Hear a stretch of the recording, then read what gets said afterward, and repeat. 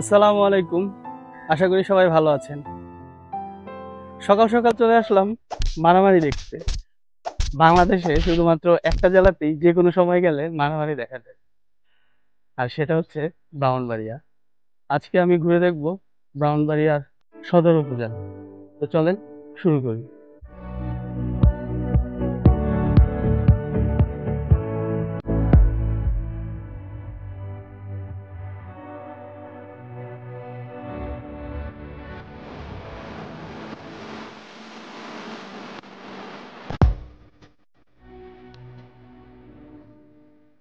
এই জায়গাটি হচ্ছে ব্রাহ্মণবাড়িয়া সদরের সবচেয়ে সুন্দর একটি জায়গা।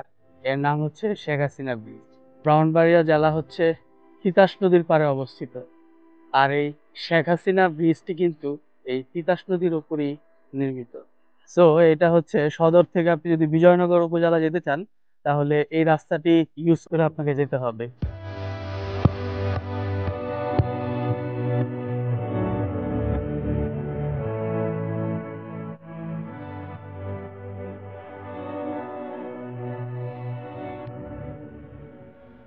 আমি এখন আছি ব্রাহ্মণবাড়িয়ার বিজয়নগর উপজেলায়, এবং আমি শেখ হাসিনা ব্রিজ থেকে এই রোডটি ইউজ করে চলে এসেছি বিজয়নগর উপজেলায়। এই রাস্তাটি মোটামুটি আমরা বাংলাদেশের অন্যান্য হাওরের যে রোডগুলো দেখি, যেমন কিশোরগঞ্জের মিঠামইন অষ্টগ্রাম হাওরের মাঝখান দিয়ে রাস্তাগুলো করা হয়েছে, এই রোডটাও ঠিক ওরকমই। হাওরের, এটা মেনলি হাওর না, বিল বা কৃষি জমি, এর উপর দিয়ে, আশেপাশে কোনো বাড়িঘর নেই, এর উপর দিয়ে আসলে রাস্তাটি করা হয়েছে।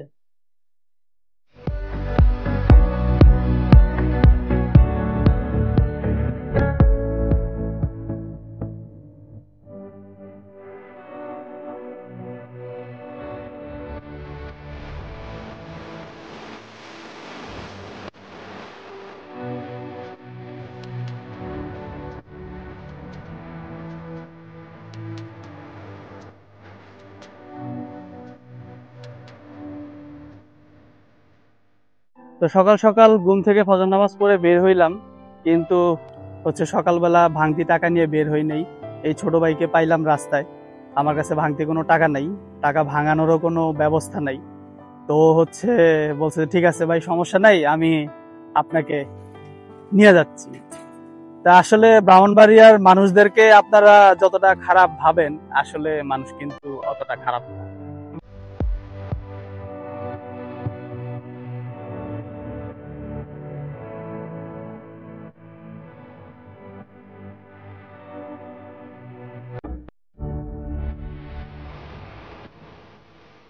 আমি এখন আছি ব্রাহ্মণবাড়িয়ার মেদদা এলাকায়, শ্রী শ্রী কাল ভৈরবের মন্দিরের সামনে। হিন্দুদের দেবতা শিবের দেহ থেকে তৈরি বা অংশই হচ্ছে কাল ভৈরব। ধারণা করা হয় যে এটি ভারতীয় উপমহাদেশের সবচেয়ে উঁচু কাল ভৈরব মন্দির, এবং এটি প্রতিষ্ঠিত হয় 1905 সালে।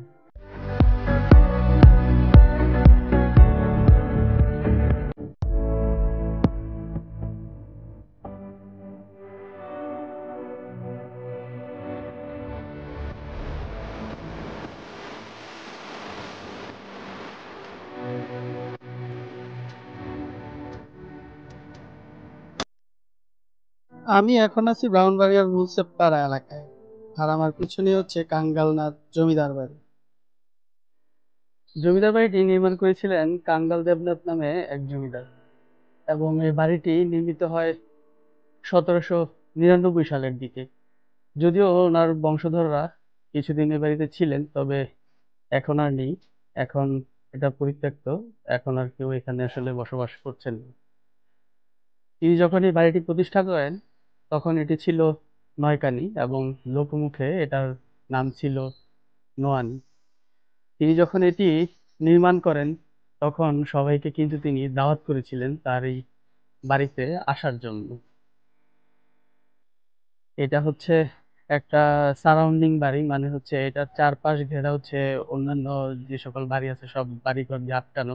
এখানে ঢোকার রাস্তাটা আসলে তেমন নাই, আর একটা বাড়ির উপর দিয়ে আসতে হয়। তো যেসব চিপা টিপা দিয়ে আসলাম, তো সবসময় আসলে ভ্রমণ অভিজ্ঞতা ভালো হয় না।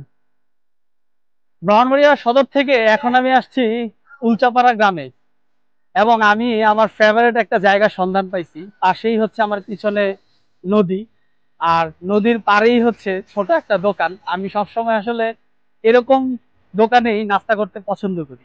একদমই ছোট একটা দোকান, এখানে পরোটা ভাজি খাবো, তারপরে যাব হচ্ছে উল্টাপাড়া শাহী মসজিদে। আমার পিছনে যে মসজিদটা দেখতে পাচ্ছেন এটাই হচ্ছে উল্টাপাড়া শাহী মসজিদ। এটি 1727 থেকে 28 সালের মধ্যে ইয়েমেনের একজন ব্যবসায়ী এখানে ধর্ম প্রচারের জন্য এসেছিলেন, তিনি এই মসজিদটি নির্মাণ করেন।